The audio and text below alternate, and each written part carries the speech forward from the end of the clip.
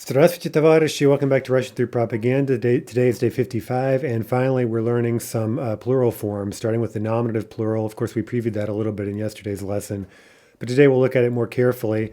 And again, today we're going to be confronted with a number of irregularities, and it can be kind of a lot to take in, but keep in mind that in the remaining plural case forms, a lot of what we're seeing today is going to continue to apply there. So in that sense, the difficult part of the plural forms is kind of, we're going to see it right away here on the front end.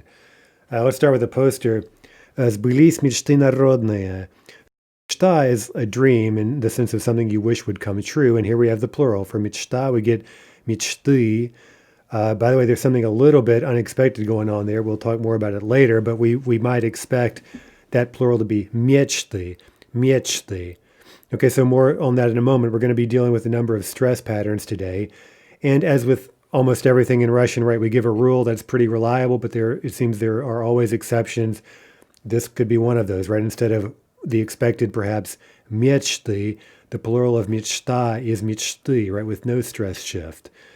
Okay, so at any rate, мечты is plural, the dreams of the people, of the народ, and here we're using народные, an adjective formed from the noun народ by adding that ny adjectival suffix, right? So, and of course, plural subject, народные мечты, the dreams of the people. We get a plural verb, сбылись, which is a somewhat unusual verb. You see, with the reflexive particle, it means something has come true, right? So the dreams of the people have come true. And you have to understand a little bit here of, the cultural references here. You see in the painting, it looks like I guess they're on a parachod. I thought for a minute I wanted to say they were on a train, but I think they're on a steamship, obviously, because they're on, hence the water out there, right? And you see the painting, very famous one by Repin, it's called Burlaki na Volga, and it's basically people who have been strapped to a boat and they're towing it down, well, the way we would see back in the day here in the U.S. at least, animals towing a barge or whatever down a towpath, right down a canal with the animals walking on a towpath. And here, instead of a beast of burden or whatever, you have people doing it, right? So this is one of these kind of socially engaged paintings that was trying to depict suffering and injustice in the Russian Empire, and it provided inspiration for a lot of sort of revolutionary types. Anyway, we'll talk more about that later when we see it in book 3, I believe. Okay, so at any rate, that's the way things used to be, right? When the Russian people were oppressed during the empire, right? And now look at all the new technology, the steamships, the happy Soviet life with old grandpa here, presumably telling his happy pioneer grandson how bad life used to be and how much it's improved under the Soviets. Okay, so let's finally turn now to the grammar at hand, right? We've mentioned already that for masculines and feminines, we're going to expect to see "ü" as our hard noun ending. Right now, as usual, we have the hard ending, which is "ü", and then, as we might expect, right, the soft version of that would be "e", right? So we're going to use "e" for soft nouns, and in situations where the 7-letter spelling rule would prevent us from writing "ü", right? So let's look at a few examples here. Студент becomes студенты, писатель, right? A masculine, soft masculine. Obviously, we give the soft ending to preserve that soft L. We get писатели, писатели. Other examples here, a feminine, книга, that becomes книги. Okay, obviously that's not a soft noun, but again, we would just say that's the 7-letter spelling rule in action, right? And we should be quite used to that by now. Here's a masculine example, мальчик, right? Again, not soft, of course, but because of the 7-letter spelling rule, the plural ends up being мальчики with an E. Okay, if we look at the table here, right, we're going to basically start filling in now the plural half of the table, right? And as we do that, take the opportunity to review your singular forms, right, and try to really get those under your belt. At any rate, today, focusing on the nominative plural, right? Stol becomes stali. That's a hard noun, and we see also that that's in-stressed, as we should know in theory. So stol, stali, right? The stress jumps to the plural ending. Slavar is also in-stressed, so we get slavari, again with the E. And finally, another soft noun, muzei, becomes muziei. Note the spelling change, right? It's we're writing E here in the plural, nadikratkaya. So that's a little spelling issue that obviously can sometimes cause a bit of confusion. Okay, and feminines, again, same thing, right? We're adding ui for plural nouns. Gazeta becomes gazety. There's a hard example. Неделя, soft. Недели, right? Soft feminine. Okay, so that's not too hard. For feminine and masculine nouns, we're thinking ui, and we're watching out for softness and a seven-letter spelling rule issue that would make us write e instead. So let's do a few of these. After, so authors, right? The plural would be автори, автори, right? Hard masculine. Number two, неделя, okay, soft feminine. So we need to add e here instead of uy, right? We want to keep that L soft. So weeks would be недели, недели. Three, дочка, okay, hard feminine, but seven-letter spelling rule. The plural daughters will be дочки, дочки. Four, bicycles. Velocipede gives us velocipedy, right? Hard masculine. Film, another hard masculine, plural, filmy. Six, герой, soft masculine, plural, герои. And again, note the spelling change. And also, when we change the kratka to an E, we're adding an extra syllable, right? So we go from two syllables, герой, to three syllables, герои, right? Герои, герои. Number seven, кухня, soft feminine, plural, kitchens, кухни. Number eight, lampa, lampa, hard feminine, plural, lampi. Number nine, газета, hard feminine, plural, newspapers, газеты. Number 10, liter, hard masculine, litre, right? 11, приятель, right? Soft masculine, so приятели, приятели. And number 12, soft feminine, песня, plural songs would be песни, песни. Okay, some of the issues today we've seen already, and one of them we just mentioned. Well, actually, no, we didn't. Sorry, I'm getting ahead of myself. Mobile vowels, right? So we know how mobile vowels work already, and there's really nothing left to say about them, right? Remember that if there's a mobile vowel present, the three vowels, by the way, that can be mobile vowels are or, yeah, your. Okay, so it's got to be one of those. Sometimes students get confused and they see an ah or an e in that position and they think, oh, is that a mobile vowel? Remember, those cannot be mobile vowels in Russian. Okay, so it's got to be an or, your, or yeah. Now remember additionally that we can't always, just because we see an or, yeah, or your in that final syllable between two consonants in a masculine noun, it's probably a mobile vowel, but not necessarily, right? So again, some of these things you have to sort of learn on a word-by-word basis. But again, the more of these you see, you kind of develop sort of a flair for telling where do we probably have a mobile vowel. But remember, you can always check in a good dictionary to make certain. Okay, so at any rate, how do mobile vowels work? Well, remember, so far, and by the way, we've got the second part of the story coming up in the next chapter when we get to the genitive plural. So far, we've talked about mobile vowels as disappearing, right? They disappear when you take a masculine singular noun, again, with that mobile vowel squeezed in between two final consonants. When we add any ending to that masculine noun, it could be genitive singular, it could be dative singular, right? Any singular ending, or now a plural ending, right? Nominative plural ending. In any of those cases, the ending is going to, so to speak, squeeze out the mobile vowel. It vanishes.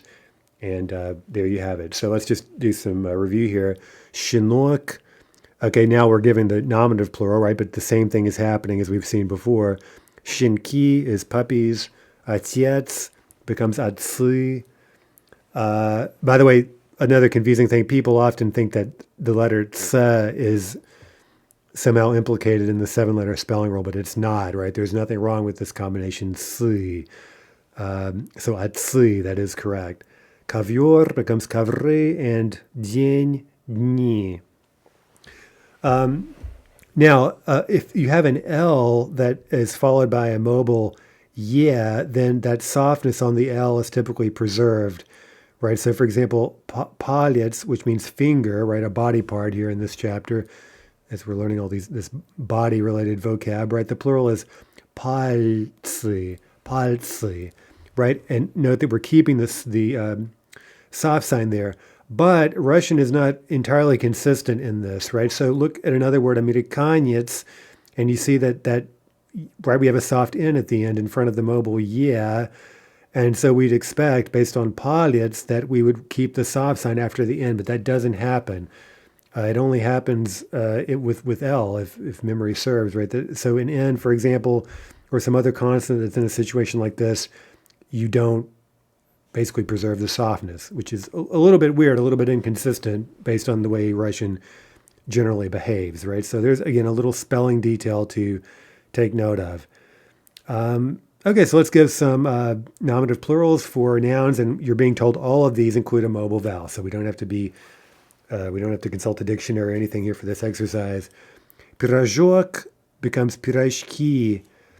By the way, one way to spot mobile vowels is really spotting suffixes, right? So to take two examples, ok is a very common masculine suffix. It's often, not always, but often it marks a diminutive. So that usually will, that o in that suffix ok will usually be mobile, but not always, right? So for example, the noun игрок, which means a player, like a soccer player, that's not a mobile vowel there. Well, so we could say more about this, but I don't want to get off track too much. Anyway, let's just give the plurals. Пирожок, пирожки, напиток, напитки, right? Beverages. Okay, so for example, number one, пирожок, that's a little pirog, so that's a diminutive. Number two, напиток, that's the same suffix, but it means beverage, it's not a diminutive. So anyway, we'll talk more about suffixes in book 4. Okay, anyway, Amerikanец, there's another rather typical masculine suffix, yets, as in отец, right? So when we see that suffix yets, we would typically expect that to involve a mobile vowel. So Americans, plural, will be американцы. Number 4, soft, right? So we have a mobile vowel, but we note the soft N. We've got to put E as our nominative plural ending, right? And so we get parni, guys. Number 5, локоть, локти, meaning elbows. Again, soft. And number 6, день, plural is дни. Okay, let's talk a bit about stress today. Stem stress nouns, first of all, right, are nouns that always have their stress somewhere on the stem. Right, and again, with stress, as we know, this is a very complicated topic in Russian. It's also very problematic because of the way stress can bounce around.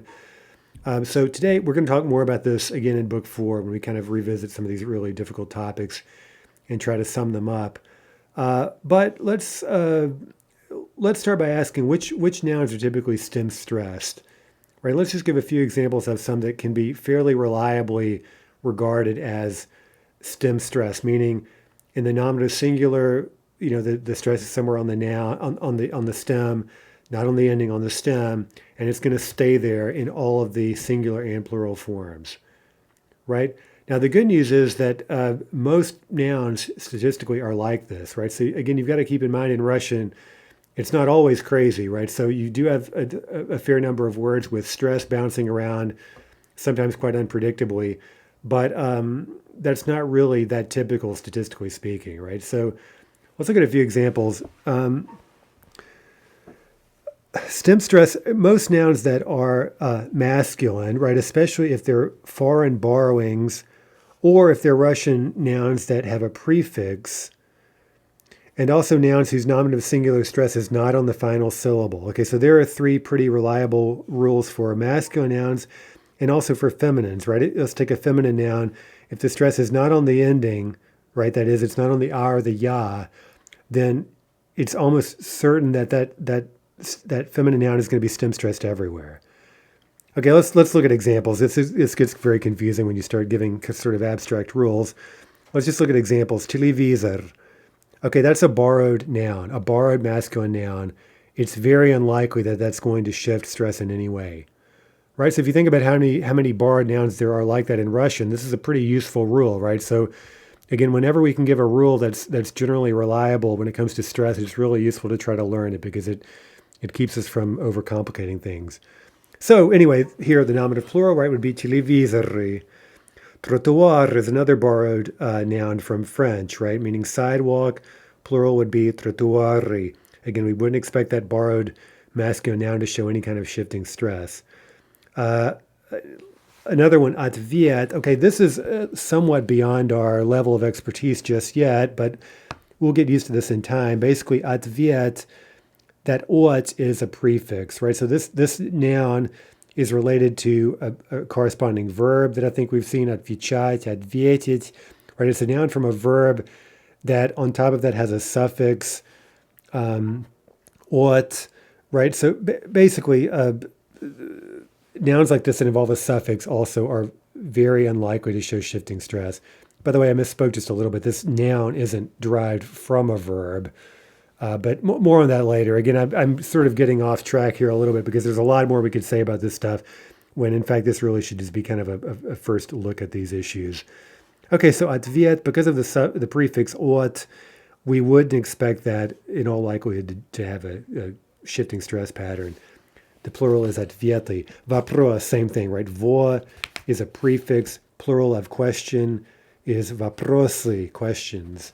Problema, okay, now some feminines, right? Well, problema, first of all, it's a borrowed noun from Greek originally, but here with feminines, that doesn't really matter. With feminines, again, this is a really, really reliable rule. It's extremely common. Look at all these feminines. Problema, kniga, ulica, lekcija. The stress in the singular is not on the ending. Okay, so it's stem stressed, and in feminine nouns like that, we can be pretty much certain the stress is going to remain on the stem everywhere, including in the plural. Okay, so problema becomes problemli, kniga, knigi, ulica, ulici, lekcija, lekciji. Okay, so just to take an example, it would be very unlikely for a feminine noun like kniga to in the plural become knigi, knigi, right? That type of thing is just, it would be extremely unusual, right? I can't off the top of my head think of an example of one that does that. Maybe there is one. I can't think of one. Okay, so anyway, there you have it. What about in-stressed masculine nouns? So we did see examples of this, right? Certain masculine nouns are in-stressed, meaning whenever we add any ending to them, that ending is always stressed. Now here again, we can't always reliably guess which masculine nouns do this. The rules for this are even less reliable than the ones we just gave a moment ago for stem stress, right? There are a fair number of exceptions. But again, let's give some guidelines. The first column here, monosyllabic masculine nouns, right? Stol, ключ, dvor. Those are quite likely to be in-stressed. Okay, so that would mean, for example, the genitive singular would be stala, ключа, dvora. But today we're worried more about the nominative, and same rule applies, right? We had a nominative plural ending. That ending is stressed, right? Stali, ключи, dvory. Okay, second column, this is kind of a no-brainer in a way, but these are mobile vowel nouns who in the singular had the stress on the mobile vowel. Right, so look what's happening here. The mobile vowel itself is squeezed out, but the stress does not jump. That is, it stays on that same syllable, right? But of course, it's now moving to a new vowel, namely to the ending, right? Because the old vowel is being squeezed out.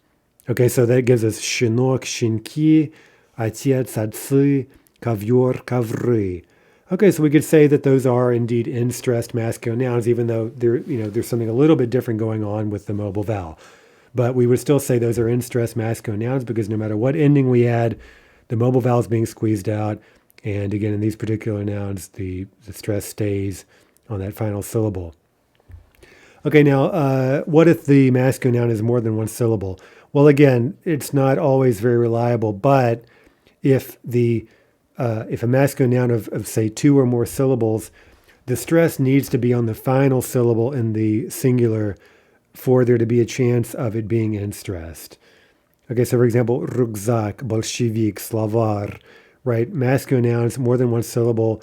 In the singular, they're stressed on the final syllable, so that gives us at least reason to think that it could be in-stressed. Now, down the road, we'll talk about more rules here, but you see one, for example, that's quite common. If a noun like that ends in a ka, then it's even more likely to have this in-stressed pattern, right? There are a few other endings like that work in similar ways. slavar, most nouns like that in ar do this. Okay, so anyway, we'll talk more about this down the road at some point. Anyway, rucksack gives ruckzaki, Bolshevik gives bolsheviki, and slavar gives slavari. Those are also in-stress nouns. Okay, let's do a few more in-stress masculine nouns. Pirog gives piragi. Okay, if you missed that, you're probably in good company because that sure looks like it could be a mobile vowel, but it's not, right? So again, we're not pretending here to give universally valid rules. That kind of thing is quite rare in Russian, unfortunately, right? It seems like there are always words that behave oddly. So anyway, pirog becomes piragi. Язык, языки. Again, there's more than one syllable. Final K, right? Ka. So that one is fairly predictable in terms of being an in-stressed masculine noun. Vrach becomes vrachi, right? One syllable. So again, a fairly good chance it's going to be in-stressed. Kusok, pirajok, igrok. Okay, ok. Now, kusok becomes kuski, right? Mobile vowel, meaning a piece of something, like food. Number 5, pirajok becomes pirashki. That's a diminutive. Number 6, igrok, again, a bit of an exception. It's igraki.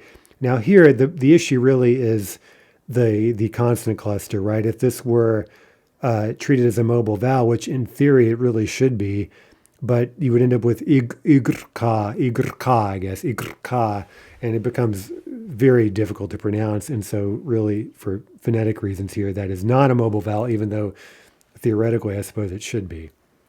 Okay, now we know that, actually, we don't know this yet.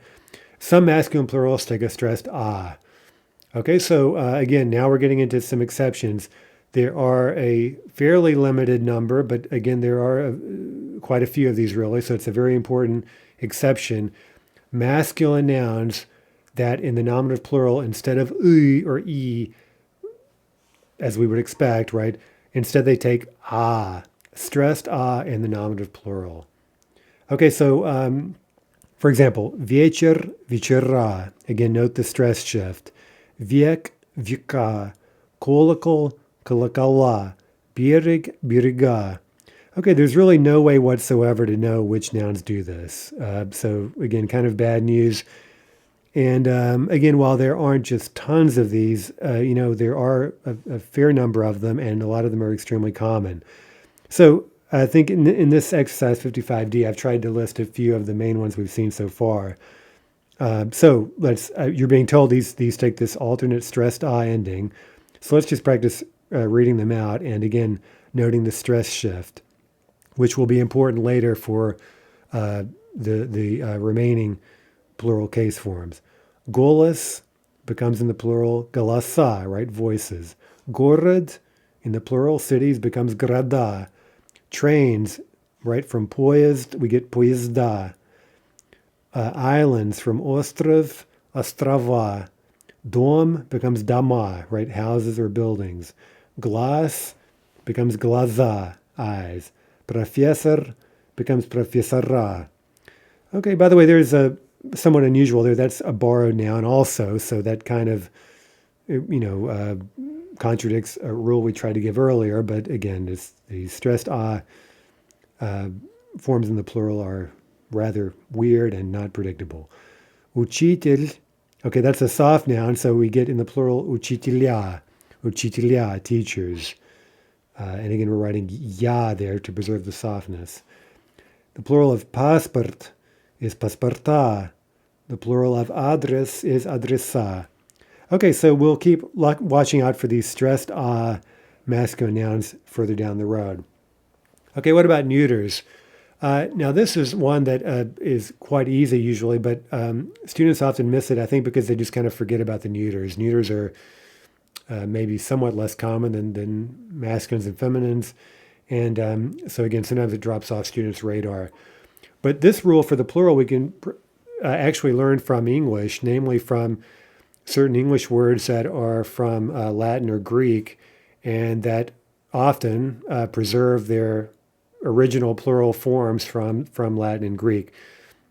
So an example from Latin would be millennium, right? What's the plural of millennium? millennia, right? Millennia, right? So the old the Latin neuter singular ending in the plural becomes a. Same thing in Greek, right? We're seeing here some similar forms in these Indo-European languages, right? A Greek example would be criterion, right? Criterion. That's a neuter singular in ancient Greek, right? The plural is criteria, criteria, right? So those are forms that often, especially criteria, right? You hear people misusing that all the time in English, right? And it's understandable, right? Those are Greek forms, right? So they are rather weird for English speakers, and so they're maybe confusing. Okay, so at any rate, those two examples tell us that Russian, like ancient Greek or like Latin, its neuters take a in the plural, right? So they do really something very different from the masculines and feminines. Okay, so for example, akno becomes okna, and morya, asaf, becomes marya. Okay, note the stress shifts there. More on that here in just a moment. Let's turn the page and look at these stress patterns. So this is another extremely reliable pattern in terms of stress in neuter plurals. If you have neuter nouns of two syllables, the stress will typically jump to the opposite syllable in the neuter plural, right? In the nominative plural, it'll jump to the opposite syllable. So let's look at these. Aknoa becomes okna.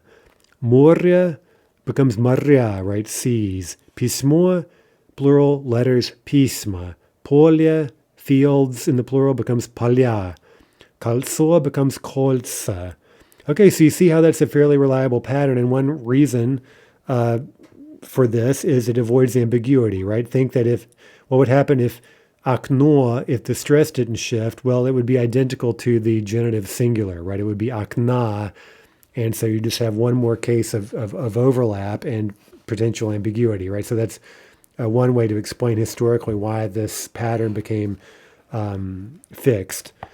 Okay, but there are exceptions, right? So again, what can I tell you, right? Platya remains platya. Platya becomes platya, right? Hard to hear that difference at all, really. And the stress doesn't shift. Kresla becomes kresla. There's absolutely no difference in the pronunciation, right? And again, no change in the stress either. Okay, what if there are more than two syllables, right, for these neuters? Well, typically something similar will happen. There'll be a similar shift in the stress, but it's not always predictable which syllable the stress will land on, right? So let's take two examples. Zirkala becomes zirkala in the plural. Okay, so that's basically the pattern we just saw with the two syllable nouns. But look at ozera becomes aziora, right? So you see that it's shifted in the direction we would expect, but it's not always clear what syllable the stress ends up on. Okay, so again, you would have to look that up in a dictionary. Now there aren't that many three-syllable neuters like this that do this, right? So anyway, other examples, some neuters take e in the plural, and that's unusual, right? So kalyana becomes kalyani, yablaka becomes yablaki. That's quite weird. There are a couple of body parts, by the way, that have irregular plurals. Ucha becomes ushi. Orca meaning I, and that's a more old-fashioned. And nowadays in modern Russian, we'd say it's sort of archaic or poetic or high style. You see it in poetry a lot. Instead of glas, glaza, you have orca, ochi. Okay, and again, two other weird plurals. Плечо becomes плечи. Дерево, here's something just completely unusual. Деревья, деревья. Right, so again, some weird things going on here. Okay, let's give a few examples that are fairly predictable in what they're doing. And let's watch for the stress shift with the two-syllable nouns. Tela, meaning body. The plural will be tela, tela. Serce, the plural will be serca. Prava, meaning a right. The plural, rights, becomes prava. Okay, so again, all of those are two syllables, so that rule there is fairly reliable. Adiyala, right, three syllables with the stress in the middle, that's probably going to stay put, right? So the plural is adiyala, covers or blankets. Number 5, мнение. Now, this is a special soft neuter, and those will never change their stress, right? We'll talk again, we'll review that in book 4, but that's a useful rule to point out right now because there are so many special soft feminines and neuters. None of those ever change their stress pattern. Okay, so мнение, opinions, plural, becomes мнения, right? Мнение. Number 6, место becomes места, places, right? So two-syllable neuter. Similarly, number 7, дело becomes дела. Number 8, письмо becomes письма, письма. And number 9, right, more than 2 syllables and the stress in the singular is somewhere in the middle. That's probably not going to shift, and it doesn't. So towels in the plural is полотенца. Okay, so what about feminine nouns in terms of their stress patterns?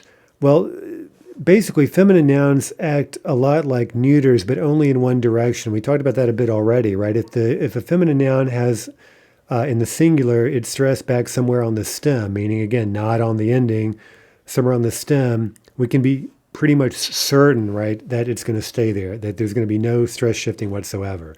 But if the feminine noun has the stress on the ending, like on the a or the ya, then regardless of how many syllables, it's very likely to jump backwards, right? So, for example, from reka, river, the plural we get is reki. See how it's jumping backwards? And again, we can think of that, one explanation for the way this became a fixed pattern is because, again, we're avoiding ambiguity with the genitive singular, which would be riki, right? So if the nominative plural were also riki without the stress shift, there would be that, one more ambiguous case form. Okay, so more examples. Vojna, vojny. Guba, lip, becomes guby, lips. Naga, right foot or leg, becomes nogi. Ruka, arm or hand, becomes ruki. Vada, so waters, somewhat unusual, but the form does exist. Vody, shika, shoki. Okay, here we get something that I refer to as a latent yaw, meaning that this yaw, which, by the way, is a sound that kind of sprang up in Russian fairly recently. Off the top of my head, I'm thinking, within the past 500 years, if memory serves. Right. So basically, as we know, as we've learned in modern Russian, you can only have this in an unstressed position for the most part. More on that later in book 4. Okay. So anyway, look at a form like shika, right? So feminine noun, in-stressed in the singular. We expect that stress to jump back. And what happens basically is that now that yaw is stressed, it kind of shows itself, right? So I call it a latent yaw, meaning it's kind of lurking there.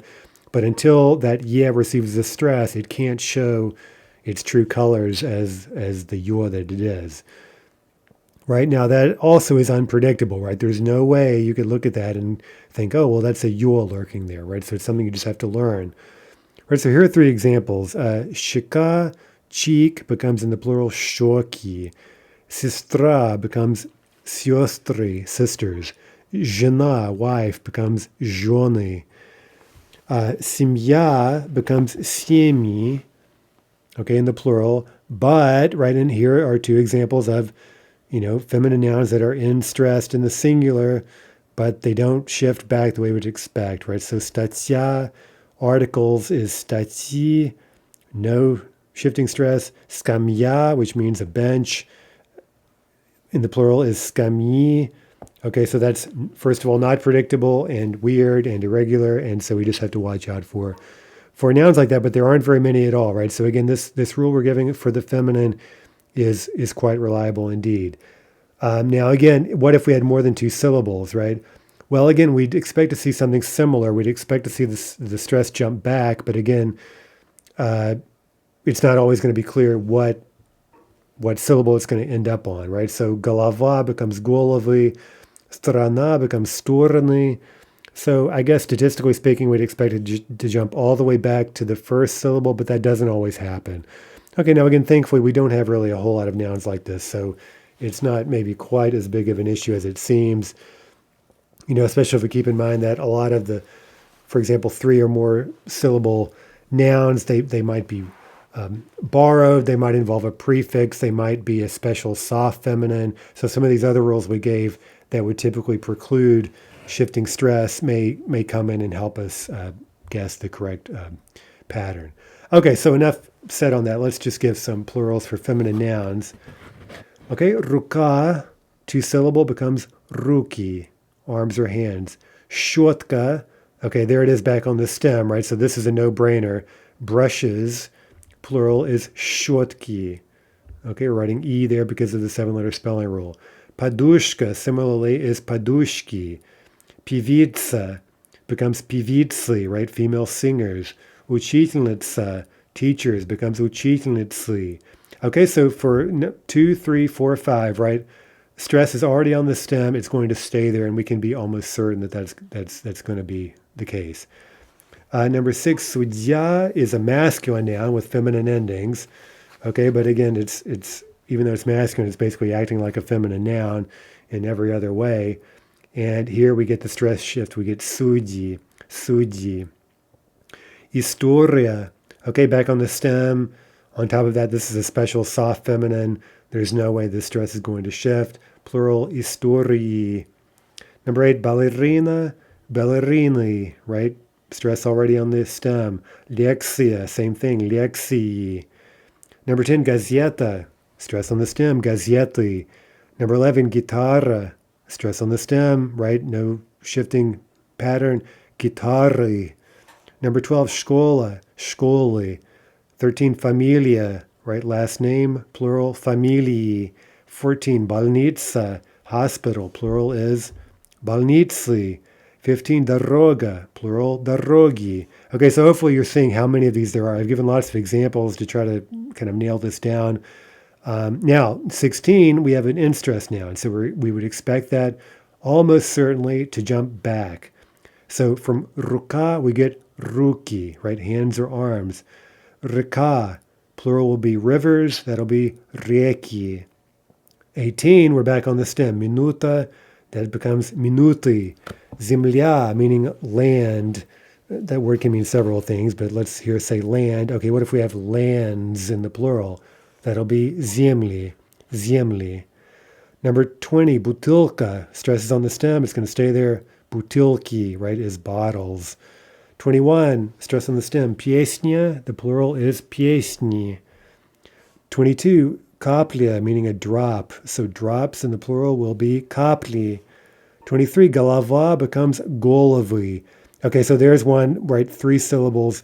We expect the stress to jump back, but it could be galovy, at least in theory.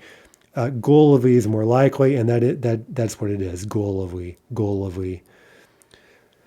Number 24, vaina, InStress. Stress jumps back. We get voinly. 25, statia, we get stati, stati. Okay, so that's unexpected, right? We could call that a bit of an irregularity.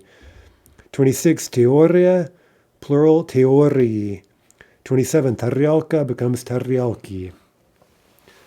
Okay, let's review a few body part plurals. We saw most of these the other day.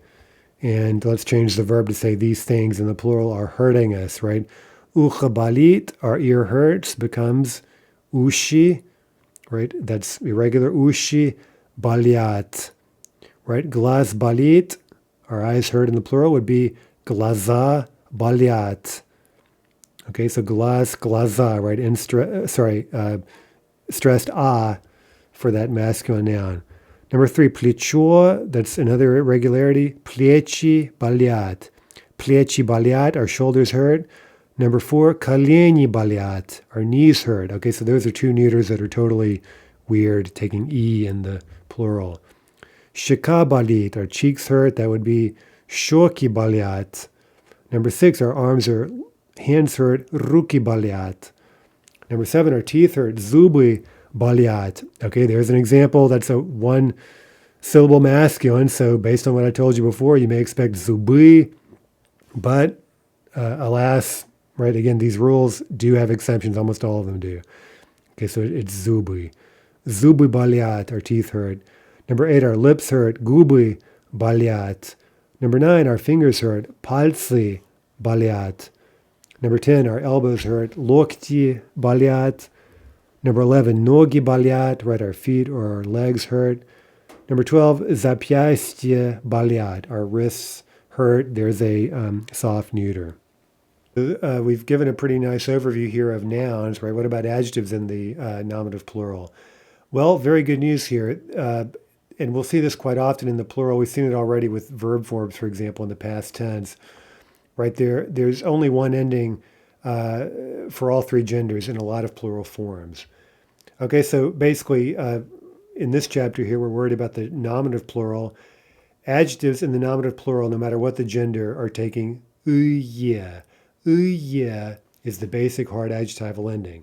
Now, again, as we would expect, the soft equivalent of yeah would be yeah, right? So yeah we'll get with soft adjectives, which we're going to learn more about later. And also, again, with spelling rule, with 7-letter spelling rule related issues and so forth.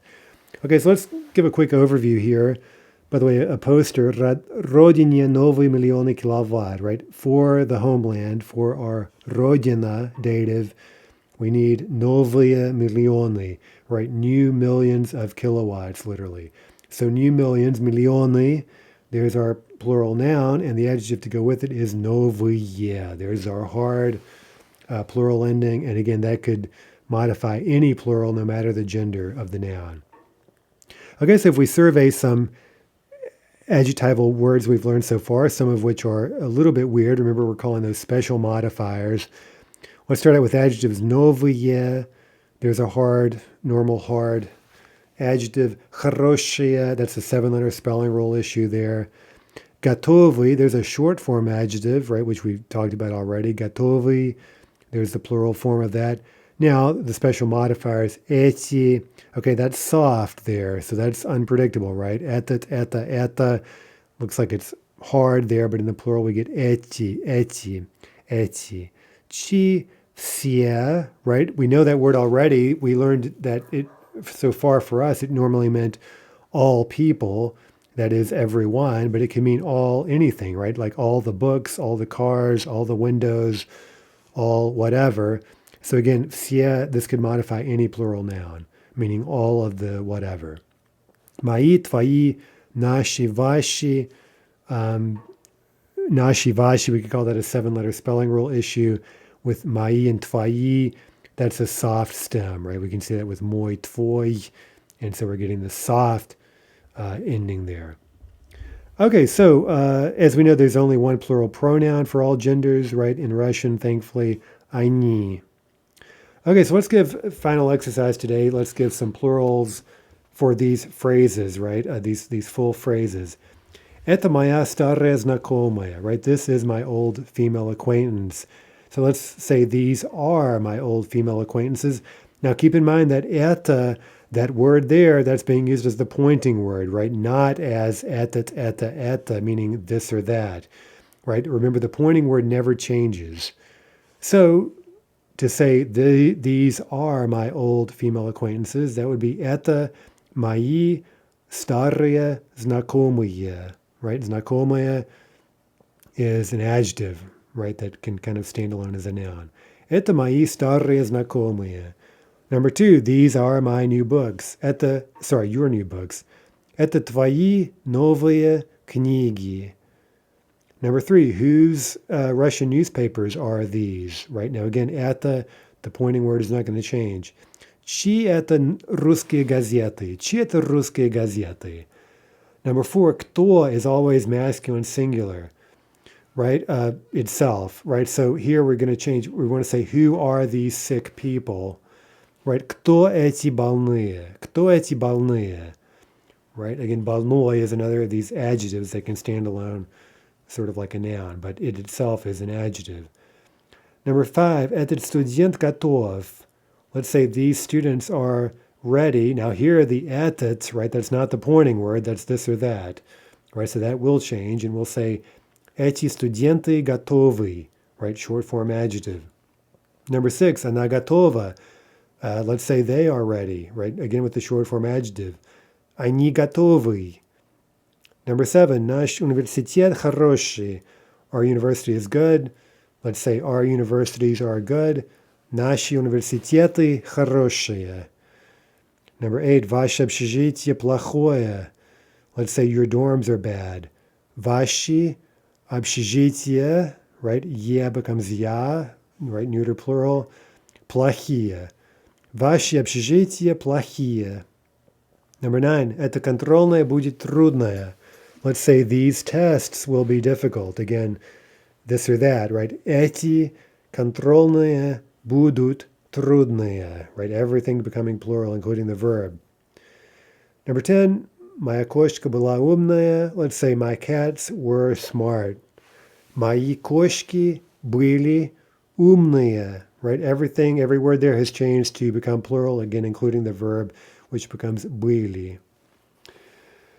Okay, so let's breathe a sigh of relief. That was a lot to take in today. Again, you're seeing not only the endings, which, by the way, are relatively easy, but then we have these stress patterns to worry about. We have a couple of, well, one major set of irregular forms, right? Stressed off for masculines.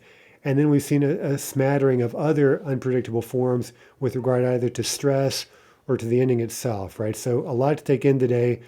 But again, the good news is that in terms of weird irregularities, we've already glimpsed pretty much all of the issues we'll be dealing with throughout the remaining plural forms. And we've also gotten a pretty good overview of just stress patterns in nouns, right?